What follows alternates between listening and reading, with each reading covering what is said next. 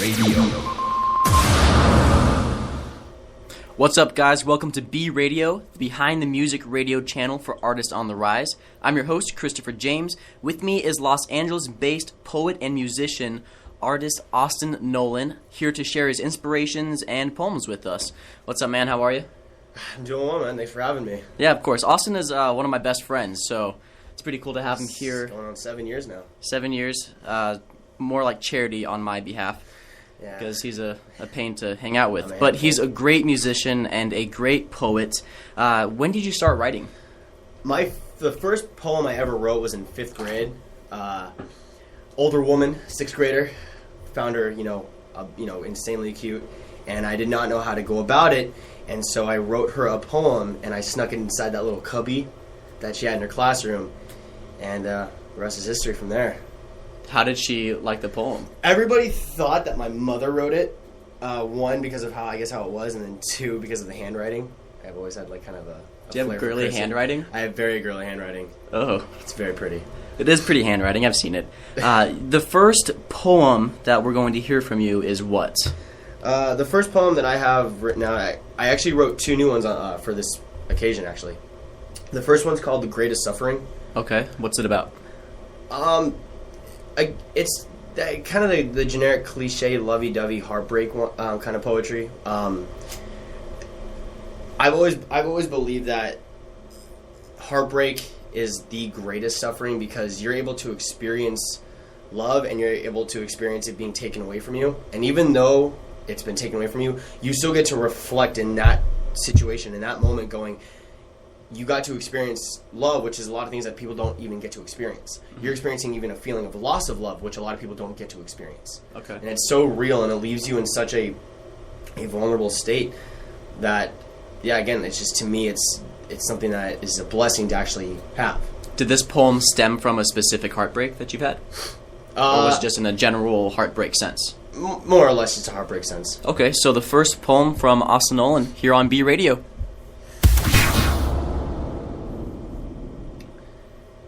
It's been years since I've seen your smile's radiance, and no longer do I feel like being a constant surprise because it just seems like I completely get overlooked for being spontaneous.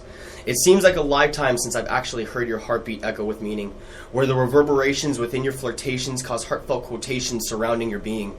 I do what I can to not dwell in this cave of desolation and constant worry, because I know that we were meant to be a shadow forever, sounding throughout the cavern I have found myself in. I often ask myself questions I do not dare want your lips to tell me the answers to. So I ignore the decaying tissue and shake my head to the engraving issue. Across the room we're like 2 strange shadows, where mine searches for yours, while yours hides in the corners of the dim-lit scenery. Our communication is a compilation of dead nerves, and our passion is a sunken face in a defaced portrait. These writings are all I have to reach out to you, in hopes you'll find them, in hopes you'll read them, because I know you and you know we'd need them. We were a delicacy full of sweet divinity, and now appear as a half-eaten fruit that's far past its date. My face, my heart, your grace, your art, my admiration for your fascination, and your abundant enrichment fermenting our subtle simplistics have all vanished, and now we talk in 2 different linguistics. But I shall remain in this puddle of denial, because the warmth of it soothes my worries and drowns my senses for the while. It's not the foundation of my formality, but it's the only option I can resort to escape this reality. This is, undoubtedly, the greatest suffering. I know that it's hard to understand, but please know I remain a better and bitter man. Because I refuse to believe that this love has run its course. It just causes me to fight harder with my heart's true force. Because I'm sorry, love, but this is not the end, just merely the closing of a chapter. We are both the authors of our story, and we both know it will end with happily ever after. Man, that's great. Now, I've known Austin for 7 years. We met our junior year in high school when I moved to Simi Valley from Henderson, Nevada. And he's been writing ever since. And I remember the first time going over to his house, the first time he actually showed me his writings, I was kind of mad because I could never write anything. Trying to get my pen to a piece of paper and to write even just a sentence artistically is really hard. How do you have your writing process? My writing process, this is the one thing that I always tell other writers who kind of ask me how do I get better at writing and whatnot. Don't think. Don't sit down with a piece of paper and a pencil and go, I'm going to write a poem. I'm going to write a song. Don't do that. Because that's artificial. Mm-hmm. Anybody can tell when something's artificial. Everybody can tell between natural and artificial writing, or just anything in that matter in life. For me, when you are in your most vulnerable state, and I use the word vulnerable in a very open category. I don't mean it just in negative. I mean it in every sense of the word. If you're in school and you're stressing about this test that you don't know if you're passed, and all of a sudden you realize you find out you got an A on it, and you're just, all this stress is going to lift off your shoulders, and you're the happiest person in the world. Grab a pencil, grab a paper, and then write. Don't think, just let the words come out. Let it flow. If you've been heartbroken, grab a pencil, grab a paper, write. If you, anything in that kind of sense where all of your emotions are just at their skyrocketed level, that's when you write. Never just to write. It won't work. Have you ever had big creative blocks, and how do you overcome them? Absolutely. Every writer is going to have a creative block. So what do? I literally, if I'm sitting there, again, trying to write, and I just have a creative block, I put down the pencil, I put down the paper, and I walk away.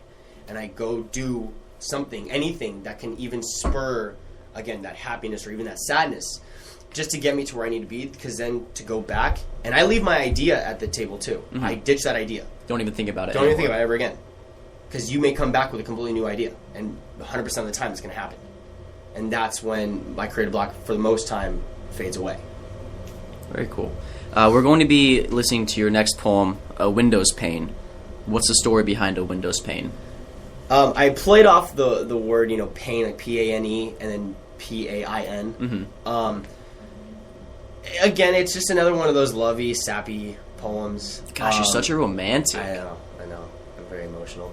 But I really don't know where don't even remember where I was when I wrote this emotionally. But yeah. Okay, so yeah, here on B Radio is A Window's Pane.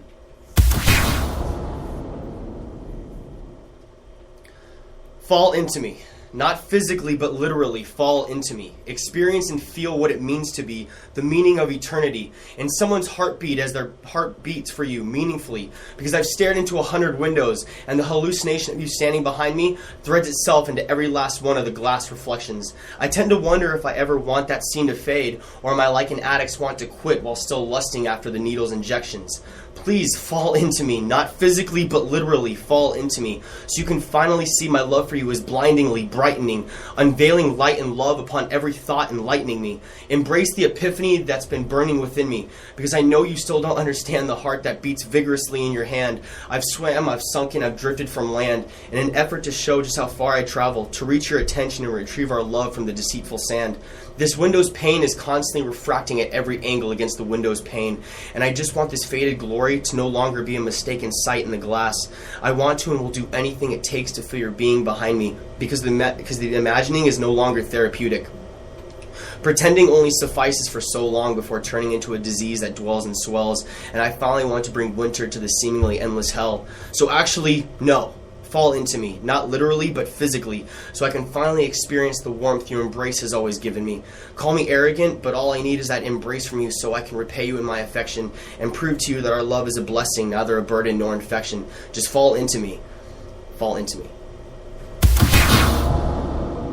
Now, creating the craft of writing is one thing, but also you have to have a voice to be able to speak the words that you write. Absolutely. Are you doing anything to develop your voice or to change your voice or to work on your inflection? Yeah, I've actually, that kind of goes hand in hand, because I think you mentioned earlier how I'm a musician, I'm in a band. And being in a band and me doing, in the band that I'm in, we kind of wanted to throw a twist to the metal scene. Okay. And so yeah, describe the scene that you're into. So I'm into what I guess most people, if they were to hear, they screamo, but it's metalcore. Okay. Would be the vernacular, and typically with metalcore you have screaming in the verses and then chorus and singing in the choruses. What we wanted to do a twist on it, where there's a lot of pretty guitar like melodic breaks, and in those breaks it's me doing poetry, spoken word, and stuff like that. Okay. And in order to really have it sound musically inclined, I have to develop that voice. I have to hear myself back, constantly record myself and see, okay, does this tone fit for this tone of the song? Does it match well with everything going on around it? Is it going to give the emotion that I want, or does it just sound plain, or does it just sound too whiny? That kind of thing. So absolutely, you have to have that voice. You can't just read a poem that you wrote. Your poem may be the greatest poem ever, but if you deliver it very bland or even too emotional, the audience isn't going to be receptive to it. Yeah. You know. Very cool. And your band is Alorion. Alorion, Alorion. And you've been in countless bands. You've even told me the other night, like, you can't even count on your hands and toes the amount of bands that you've been in. Yeah. How do you feel about this band right now? This is the band that I have been searching for my entire life. And you're going to be having a pretty big trip coming up next month. Tell me about that. So, for those of you who are familiar with the band A Day to Remember, my band will be recording with their personal producer, Tom Denny, in Ocala, Florida, from November 13th to November 30th. And you're just going to drive out there with your band in a van? We gave them a deposit. We're driving out there. We're literally using every single penny in all of our bank accounts. And we're going to be recording a 6-song EP, and all in hopes that this is finally the last step to get to where we really want to be, which is obviously sign to a record label and start touring and experience the entire rock star lifestyle, I guess you would say. And how long have you been in this band? I've only been in this band for about 4.5 months. Which is crazy because of the steps that you guys are making. You played how many shows now? We've played, I want to say 6 or 7, and we just finished playing at the House of Blues at Disneyland. Which, that's crazy. If I told myself I'd be playing that 6 months ago, I'd push myself down a flight of stairs for lying to me. That was the saddest thing that I've ever heard in my life. Absolutely. Let's listen to your next poem, okay. Obscurity. Okay.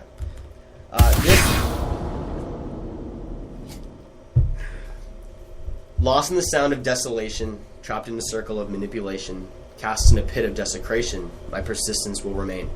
Sinking in the depths of obscure morality, drowning in the abyss of irrationality, breathing in the fear of my true reality, perseverance will sustain. To climb the peak of integrity, to achieve my full serenity, to face and accept identity, your heart is what fuels my flame. Traveling and conquering paradigms, loving and fighting intertwines, fearing and forming pantomimes, your hands don't speak my name. This void is what devours, this cave is what empowers, this hole is what deflowers the remnants of our past. My heart beats for attention, my lungs breathe for affection, my mind thinks for ascension, in this darkness I won't last. So I'll bid adieu to our memories, pretending they're just reveries, lost among the centuries, I smile to see the end. For dark won't bring interference, for light will give reappearance, for life shall keep perseverance, my heart will beat again.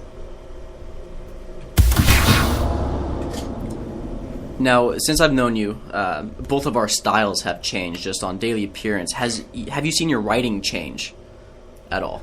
It's definitely the way that I actually started writing lyrics, because I don't just do poetry, I do full structured songs as well. Mm-hmm.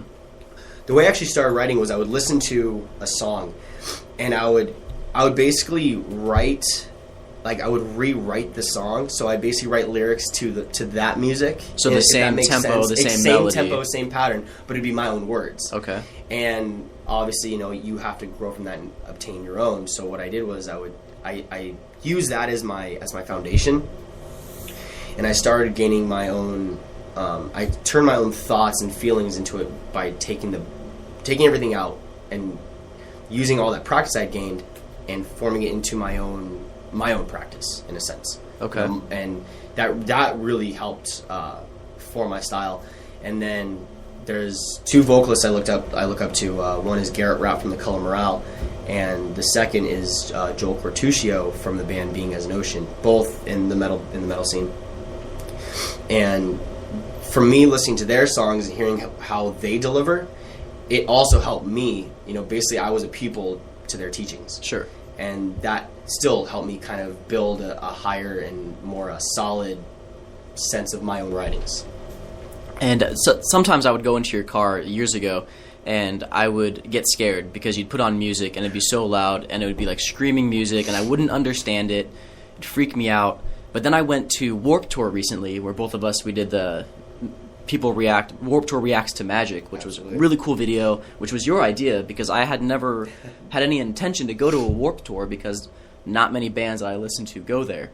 So I went to this Warped Tour and met all these bands and listened to the music.